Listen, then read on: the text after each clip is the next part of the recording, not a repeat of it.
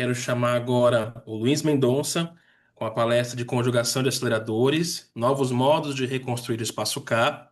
O Luiz Mendonça, ele é engenheiro, gerente clínico para ressonância magnética da United Imaging Healthcare Brasil e trará essas inovações em aceleradores de ressonância magnética. Luiz, todo seu, fique à vontade. Muito obrigado pela sua contribuição, viu? Seu áudio não está saindo.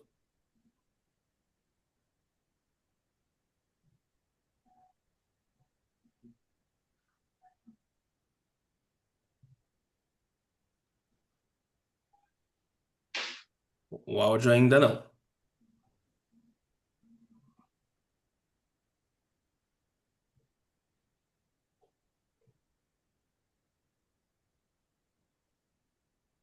A tela tá ok, só o seu áudio que ainda não tá ok, tá bom?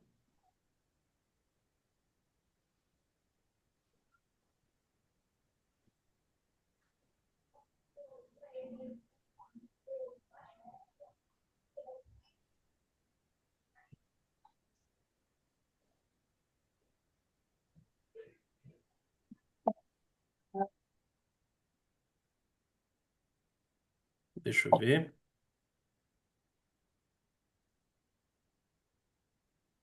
É. Luiz, só o seu áudio que ainda não tá saindo pra gente aqui.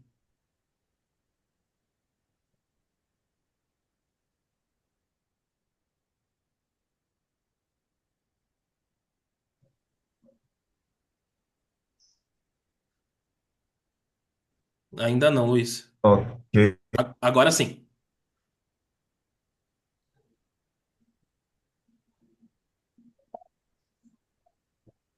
agora vê se funciona. Show. Ok. Eu estou ouvindo um replay aqui, mas acho que eu consigo continuar assim mesmo. Vamos lá, seguindo em frente. Bom a palestra. Obrigado. Obrigado, Mário. Prazer estar com você aqui. Prazer estar na verdade, com todos vocês, com Ressonância Solidária. Acho que é um evento que a gente tem que apoiar e eu estou muito feliz. Obviamente, lembrando a vocês, façam, apoiem e façam doações. Eu acho que tem uma questão nobre por trás disso. E vou falar de um tema que é um tema complexo e que sempre nos motiva muito, que é entender o espaço K. Né? Então, quando a gente fala de aceleração no espaço K, primeiro acho que é legal entender o espaço K. Eu faço uma analogia que ela vai muito bem até um determinado momento em que ela quebra. E aí os físicos e matemáticos têm crises convulsivas, mas a gente consegue seguir a lei da quebra da, da, da, da nossa analogia. Eu gosto de entender o espaço K, a coleta de dados de ressonância, como se fosse uma grande caixa de Legos. Ou seja, quando eu adquiro os dados, eu tenho uma quantidade enorme de pecinhas, e essa quantidade enorme de peças não tem a cara da figurinha que está na caixa que você precisa montar. Só que se eu tentar montar essas figuras a partir dessa mistureba que está dentro da caixa, eu vou ter dificuldade. Então, primeiro eu vou ordenar esses dados de maneira organizada. Como é que eu ordeno esses dados? Não são ordenados aleatoriamente. Eu vou colocá-los em ordem e vou colocar os dados maiores, as peças maiores próximas do centro e as peças menores próximas da periferia. Isso vai significar o quê para mim? As peças centrais, elas vão controlar grandes áreas, na verdade, grandes frequências da formação da sua imagem. Enquanto as peças que estão na periferia, as pecinhas menores, elas vão controlar frequências maiores, ou seja, detalhes diminutos da sua imagem reconstruída. E aí a gente tem uma questão que é mais ou menos essa, ou seja, as peças grandes no meio, elas vão criar grandes áreas de preto e branco, e as peças da periferia vão criar os pequenos detalhes, os contornos da imagem. Isso funcionaria muito bem, né? E a gente olhando o espaço K, a gente enxerga ele assim, ele tem pontos, ele tem essa cara que não tem nada a ver com a imagem que a gente vai reconstruir, mas esses pontos vão definir para a gente a construção. E tem um problema nessa analogia, e é um problema que realmente quebra essa analogia no meio. É que quando você olha os blocos de Lego efetivamente eles aparecem no espaço imagem. Ou seja, aquele bloquinho quadrado amarelinho, ele vai aparecer aquele bloquinho quadrado amarelinho lá na minha casinha. Mas no espaço K, eu não estou colhendo pedacinhos da imagem, eu estou colhendo frequências. Então, quando vocês olharem no espaço K, esse pontinho está mostrando o que cada ponto do espaço K representa na minha imagem. Então, por exemplo, esses pontos que estão se deslocando na linha vertical, na linha horizontal, eles estão mostrando as frequências que são que ligam essa linha a uma perpendicular àquela região que está sendo analisada. Então, por exemplo, esse ponto que está agora aparecendo, ele vai mostrar quanto mais próximo da borda, frequências mais altas, quanto mais próximo do centro, frequências menores. Então, é assim que funciona. Quer dizer, quando eu olhar, então, é, é, as frequências do espaço K, elas vão contribuir com as frequências da imagem reconstruída. Então, por exemplo, se essa é a imagem que eu quero construir, um quadrado no centro da imagem, a representação desse quadrado no espaço K, essa representação está aqui à direita. Então, ele não é uma representação direta, ele é uma composição de várias ondas senoidais que, quando somadas, etc., transformam o quadrado no meio. Então, para entender um pouquinho mais, quando eu mudo e giro esse bloco, olha que legal, as componentes dessa imagem, dessa imagem reconstruída, também giram. Então, é uma relação de frequência versus imagem, ou seja, não é um bloquinho de Lego que aparece na imagem final. Estou entendendo um pouquinho da minha imagem, e o MRI Questions é ótimo para isso, aliás, o site é excelente, eu roubei essa imagem de lá, espero que eles não me matem por isso, não me processem. Então, entendendo um pouquinho melhor aqui como é que funciona o espaço K. Quando eu pego esse ponto que está aqui em vermelho, né, como se isso fosse um ponto, e ligo esse ponto ao centro, traço uma linha perpendicular a esse ponto, deixa eu colocar aqui também um laser, e traça uma linha perpendicular a esse ponto ele vai se correlacionar na imagem com as frequências, com as imagens, com as porções da imagem que estão nessa direção. Então, se eu pegar, por exemplo, essa tábua óssea aqui, provavelmente, como ela está exatamente nessa direção aqui, nessa linha vai ter uma contribuição que desenha, que traduz essa tábua óssea no espaço de Fourier, na transformada de Fourier. Então, quando eu olho na contribuição, cada ponto do espaço K, perdão, cada ponto do espaço K contribui de uma certa maneira para um ponto do espaço imagem. E, ao mesmo tempo, eu posso pensar, cada ponto do espaço imagem, ele recebe contribuição em maior ou menor grau de todos os pontos do espaço K.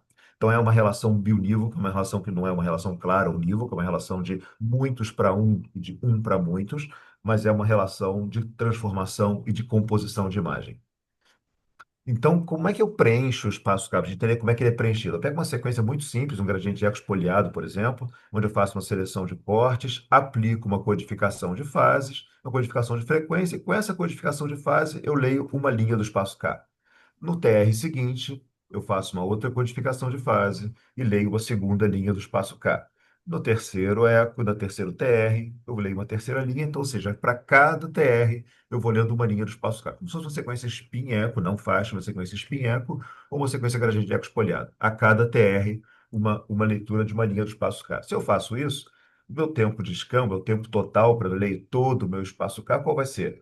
O TR, e multiplica o número de linhas que eu tenho que ler, vezes o número de vezes que eu vou ler essas linhas, ou seja, o número de citações, ou o número total de sinal adquirido. Então, eu tenho três componentes aí. Bom, se eu tenho três componentes, como é que o tempo da minha sequência vai ser dado por esses três componentes? Como é que eu poderia acelerar essas sequências? Bom, eu poderia acelerar diminuindo cada um deles, diminuindo o TR, ou diminuindo o número de codificações de fase, ou diminuindo o nex. Então, vamos pensar. Reduzir o TR é uma coisa complexa, porque chega um determinado momento que eu vou alterar o contraste. Então, não dá para eu reduzir o TR de maneira sem ter uma punição por isso. E a punição é a pior delas, que é você alterar o contraste. E por que que essa é a pior das punições? Se eu estou alterando o contraste entre uma lesão e o tecido sadio, eu posso correr o risco de não enxergar mais a diferença entre o tecido sadio e o tecido doente. Então, eu estou perdendo o que é mais importante na ressonância, que é a discriminação tissular. Então, eu tenho que pensar numa outra maneira de fazer essa redução de TR. Na verdade, eu não reduzo o TR, eu posso reduzir o número de TRs para fazer a leitura do espaço K inteiro. Então, se ao invés de colher uma linha por TR, eu puder colher mais de uma linha por TR, isso fica bacana. Isso foi inventado lá para 86, se eu não me engano, isso, uma sequência chamada RARE, no turbo espinheco, por exemplo, onde eu faço um pulso e a cada TR eu faço vários pulsos de refocalização, por exemplo, e eu leio várias linhas do espaço K em um único TR. Isso permite com que eu leia mais rápido e acelere essa aquisição. Então, a primeira maneira de você pensar em acelerar a ressonância é ler. Perdeu o som? Luiz? Sim. Desculpa te interromper, mas o seu som, nós perdemos ele. Subiu de novo? Vamos ver de novo aqui. Vamos ver. E agora, por favor, se melhorou. Acho que agora sim. Show. Voltou. Maravilha. Obrigado. Então vamos lá. Então, quando eu leio várias linhas do espaço K, várias linhas do espaço K em uma só, em um só TR, eu consigo reduzir esse tempo de aquisição. Então, essa é a primeira maneira, foi a maneira Turbo Espinheco, isso é tão importante, tão fundamental, que hoje 70% do que se faz em ressonância é uma sequência Turbo Fast Spinheco. Então, ela é uma sequência que ganhou tempo, porque ela consegue reduzir muito o seu tempo, a duração da sua sequência, sem nenhuma perda de sinal. E qual é o problema dela, digamos assim? Qual é o custo que você tem a pagar? O custo que você tem a pagar é a imprecisão na ponderação, porque eu não estou lendo mais um único tempo de eco, eu estou lendo vários tempos de eco, então eu vou ter uma certa contaminação de ponderação. Então, por exemplo, nos T2 eu vou ter uma gordura brilhando muito, então eu vou ter uma certa ponderação. Mas, ajustando direitinho, botando o tempo de eco um pouco mais para frente, etc., eu consigo resolver essas questões.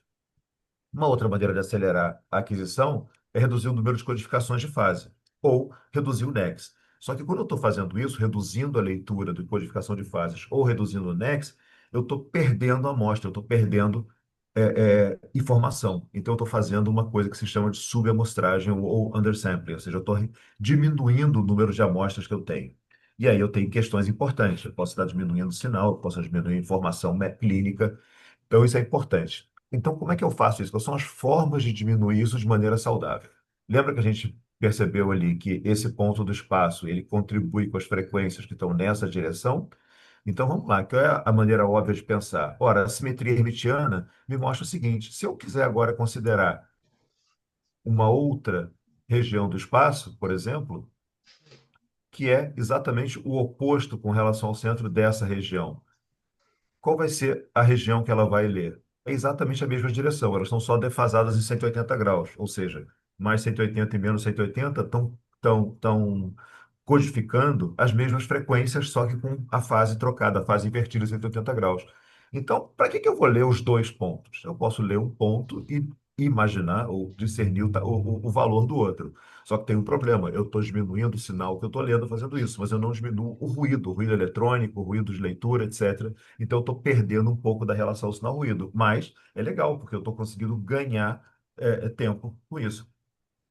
Então, a vantagem disso é você ter realmente uma redução do tempo, e o custo disso é uma redução do sinal, uma perda de relação sinal-ruído. E o uso frequente dessa implementação, desse tipo, são as sequências do tipo RACE, as sequências em abdômen, etc., onde uma limitação fundamental é o tempo de apneia. Então, quando a limitação fundamental não é mais o tempo de aquisição, é uma questão fisiológica do paciente, já vale a pena eu poder reduzir o tempo mesmo com o sacrifício de algum sinal. Então, essa é a primeira maneira de eu reduzir, ganhar tempo de aquisição, reduzir o tempo, reduzindo alguma coisa no espaço K, reduzindo o número de amostras. Bom, uma outra maneira foi implementada lá pelo 2004, 2002, por aí, logo depois da virada do ano 2000, foi a aquisição paralela. Basicamente, a aquisição paralela, ela parte de uma subamostragem no número de linhas do espaço K, de maneira ordenada. Então, aqui eu estou mostrando, por exemplo, uma bobina formada por dois elementos, onde cada um dos elementos vai ler mais intensamente o sinal das estruturas que estão mais próximas dela. Então, a bobina um vai ler mais com mais intensidade os elementos, o tecido que está mais perto dela, da mesma forma a bobina 2. E se eu somar o sinal das duas bobinas, então eu vou ter uma recomposição da imagem total. Até aí está muito bonitinho, se eu estiver lendo todas as linhas do espaço K, eu não tenho nenhum ganho de tempo, eu estou simplesmente lendo com mais elementos. Mas e se eu fizer isso que está mostrando aqui embaixo? Se eu tirar a cada linha do espaço K, eu tiro a próxima linha. Eu leio só metade das linhas. Quando eu faço isso, na verdade, eu estou reduzindo o meu FOV da direção da fase por 2. Quando eu reduzo o FOV por 2 e a minha anatomia é maior que o FOV, eu provoco o quê? Aliasing, eu provoco uma dobra, o famoso artefato de dobra ou aliasing. Então, quando eu faço isso, eu reduzo o meu tempo de leitura, nesse caso aqui pela metade, porque eu só estou lendo metade das linhas, mas eu tenho que arrumar uma maneira de desdobrar isso. Como é que é a maneira de desdobrar? A maneira de desdobrar é exatamente lembrando que cada elemento tem uma composição com relação ao sinal lido, Então, eu faço um mapa de sinalização, um mapa de sensibilidade das bobinas, por isso que ele se chama de Sensitivity Encoding, uma codificação de sensibilidade das bobinas, e a partir daí eu consigo separar a composição, a contribuição de cada bobina. Então, quando eu olho as imagens A, B, C, D que estão dobradas, pregadas sobre si, eu desdobro essas imagens através de uma composição é, baseada na sensibilidade das bobinas. Com isso, eu vou conseguir ganhar tempo, obviamente, porque eu estou lendo menos linhas do espaço K, mas eu tenho que ter alguns cuidados, porque eu estou diminuindo o número de leituras, então estou perdendo algum sinal. E também estou tendo uma questão que é ter dobra intrínseca, ou seja, se eu tiver analisando uma anatomia que é menor do que o meu FOV, eu já vou ter uma dobra intrínseca, eu vou ter que desdobrar uma dobra por cima de outra dobra e já começa a ficar um problema um pouco mais complexo para uma aceleração em uma direção só. Então, eu tenho que ter um certo cuidado com a aquisição paralela com nessas situações. Tem outras implementações, como o Grapha, por exemplo, que resolvem isso, que ele passa a ser radial em vez de linear, etc. Então, qual é a vantagem da subamostragem das linhas de espaço K? Eu reduzo o tempo diretamente pela diminuição do número de linhas. Se eu estou olhando só metade das linhas, eu diminuo o tempo pela metade. Se eu diminuo uma linha em cada três, eu reduzo 66% do tempo. Mas eu tenho a desvantagem da perda de sinal. Se eu estou reduzindo um fator de 2, eu reduzo o sinal pela raiz quadrada de 2. Se eu estou olhando para um fator de 3, reduzindo o tempo para um fator de 3, eu reduzo o sinal pela raiz quadrada de 3. Ou seja, chega uma hora que eu estou lendo muito pouco sinal. Isso pode ser importante, pode ser interessante, quando, por exemplo, uma sequência contrastada, por exemplo, onde o contraste aporta muito sinal na minha aquisição, eu posso talvez usar um fator de aceleração maior, que não vai ser tão crítico, mas numa sequência normal, sem contraste, eu provavelmente vou ficar com uma sequência muito pobre. Então, essa é a maneira de a gente fazer isso, aquisição paralela. Bom, a gente depois começou a trabalhar com outra forma de aquisição, que é Compressed Sensing. Então, lembrando, na aquisição paralela, a gente lê uma linha a cada dois, uma linha a cada três, de maneira ordenada. E esse tipo de leitura, de eliminação de dados, vai provocar um artefato, uma dobra, de maneira também ordenada, na direção da codificação de fase. Na aceleração Compressed Sensing, eu faço uma coisa um pouco diferente. Em vez de eu fazer uma leitura no espaço K tradicional, eu primeiro faço uma transformação do tipo wavelet, ou seja, eu diminuo o espaço K para uma quantidade menor de dados, vou mostrar como é que a gente faz isso.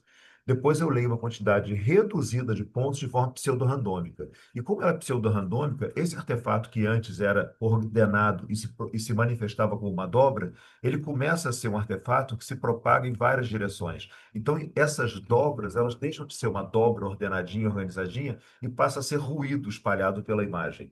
Então, eu consigo reconstruir o espaço original com algum ruído superposto. E é bom porque eu não tenho essas linhas que marcam, que dificultam a leitura.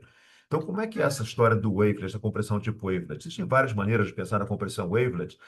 Os JPEGs fazem muito isso, etc. Eles basicamente se baseiam na esparsidade, ou seja, na compressão de dados. Então, se eu olhar, por exemplo, essa matriz de 16 elementos, olha, eu posso descrevê-la pelo número de elementos que eu tenho, ou eu posso fazer uma compressão, por exemplo. Eu posso dizer que essa matriz é uma matriz 2 elementos um, 2 elementos zero por duas linhas, depois uma matriz 2 elementos zero, 2 elementos um em duas linhas. Essa é uma forma de eu descrever essa matriz de maneira comprimida. Ou então posso ser até mais comprimido ainda. Eu posso dizer que essa é uma matriz que tem o elemento um em 2 por 2, o elemento zero em 2 por 2, e depois eu tenho o elemento zero em 2 por 2 e o elemento um em 2 por 2. Ou seja, eu tenho diferentes maneiras de descrever essa compressão. E aqui eu saí de 16 descritores para 6, ou então só para 4 descritores. Então eu posso.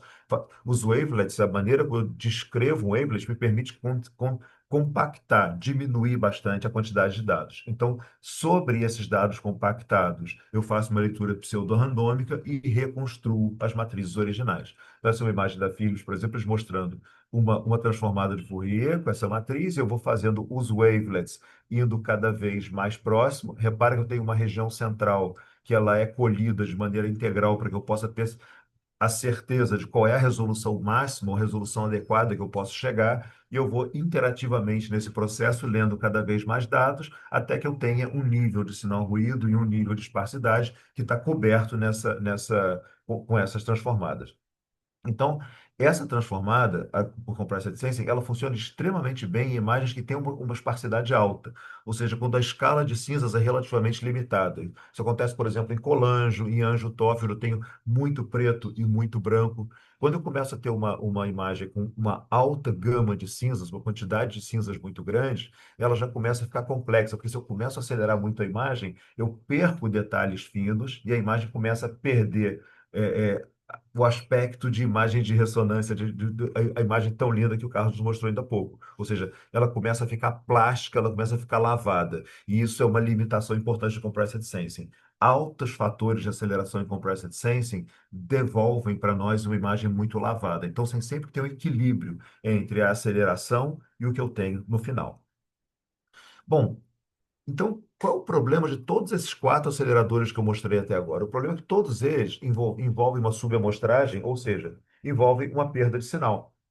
Então, a redução sinal-ruído, ela é importante. Como é que eu posso recuperar essa resolução? Bom, se eu quero acelerar, eu não recupero o sinal, mas eu posso conseguir reduzir o ruído. E como é que eu estou fazendo isso? Inteligência artificial, mais uma vez, respondendo isso, com Deep Learning. Basicamente, existem hoje algoritmos de aprendizado de máquina que conseguem reconhecer o ruído no espaço K e ele, em vez de reduzir aumentar o sinal, na verdade, o que eu faço é reduzir o ruído. Então, repara, se eu tiver uma imagem original com uma relação sinal-ruído 2:1, então a relação sinal-ruído é definida como a razão entre as amplitudes ao quadrado, então essa imagem ela vai ter uma relação sinal-ruído de 4. Se eu fizer uma aceleração e eu conseguir detectar o ruído e não reconstruí-lo, eu tenho aqui menos sinal. Repara que meu sinal está com menos da metade, mas o meu ruído caiu para um terço. Sumiu o som De e a redu... imagem dele. Perdão, o som de novo? Eu acho que. Agora voltou, agora voltou. Ok, Tá beleza. normal. Então, eu consegui reduzir, embora eu tenha reduzido o meu sinal nessa aquisição por menos que a metade, o meu reconhecimento de ruído e a não reconstrução do ruído permite que eu tenha uma nova relação sinal-ruído que é mais que o dobro do original. Então, o que é bacana do Deep Learning, da capacidade, é eu reconhecer o ruído e não reconstruí-lo.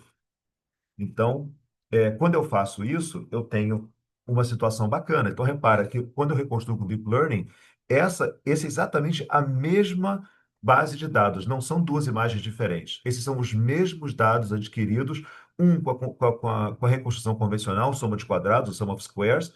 Então, essa é a reconstrução convencional e, com o Deep Learning reconhecendo o que é ruído superposto da imagem, a mesma base de dados reconstruída agora com o Deep Recon, que é uma das implementações comerciais que eu tenho. Então, é muito legal você poder ver que você consegue enxergar o ruído, reconhecê-lo e não reconstruí-lo.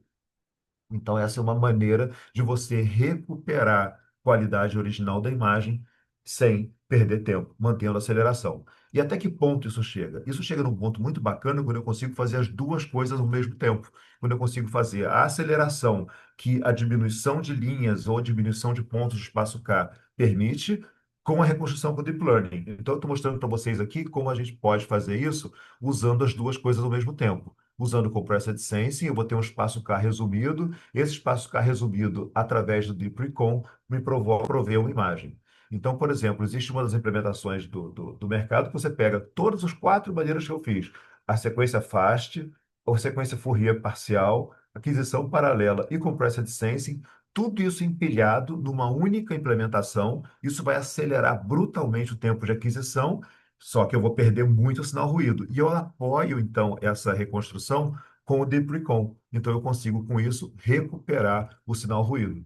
Então, para vocês terem uma ideia da eficiência disso, por exemplo, se você pega uma ressonância de 3 Teslas hoje, você consegue fazer praticamente todos os exames, ou grande parte dos exames, com menos de 100 segundos de aquisição. Isso não é 100 segundos para uma sequência, não. São essas sequências que estão mostradas aqui. Então, é muito interessante como é que você consegue reduzir, acelerar a aquisição através dessas quatro maneiras e, utilizando o Deep Recon, reduzir o ruído que você forma. Então, por exemplo, esse é um exemplo que eu trouxe para vocês terem só uma noção, ou seja, umas 4 sequências, todas elas ao redor de 20 segundos de aquisição, fazendo esse exame ter 87 segundos de aquisição. Então, hoje é possível, através dessas tecnologias de redução de linhas do espaço CAD, redução de aquisição paralela, junto com compressed sensing, junto com transformadas de Fourier rápidas, ou seja, cortando o espaço K, fazer uma aquisição super rápida e ainda assim ter uma excelente relação sinal-ruído, ter uma excelente resolução para apresentar na imagem final. Eu sei que é um tema difícil, um tema complexo, mas eu espero que tenha sido, pelo menos, esclarecido algumas dúvidas de vocês e fico à disposição para vocês poderem fazer perguntas e é um privilégio estar aqui mais uma vez. Não se esqueçam de doar para o Instituto Investidores da Esperança, ele é o motivo da gente estar aqui hoje, nesse dia tão glorioso para o Flamengo e para mim também por estar participando disso aqui. Muito obrigado. Boa, Luiz. Obrigado, viu, pela apresentação. Foi excelente. Muito obrigado mesmo. Por questão também, respeitando o horário, eu vou deixar sinalizado para o pessoal deixar as perguntas